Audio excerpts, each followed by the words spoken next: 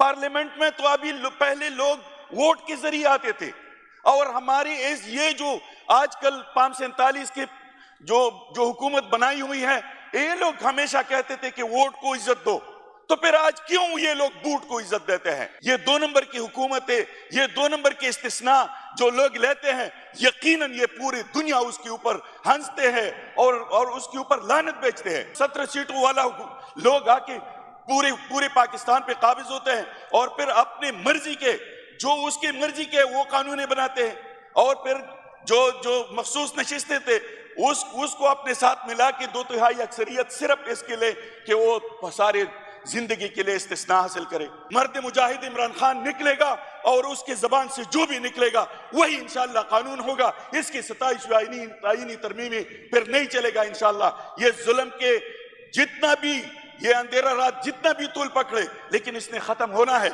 इसने इन लोगों ने आगे जवाब देना है इंशाअल्लाह। ये जवाब देंगे और इंशाअल्लाह उसको फिर ऐसा ही जवाब मिलेगा, ऐसे ही अदालतें मिलेगी, ऐसा ही उसको अदालतें उसके लिए भी अमल करेगा जैसे आज ये लोग करते हैं। हम इसके साथ कोई ज्यादती नहीं करेंगे।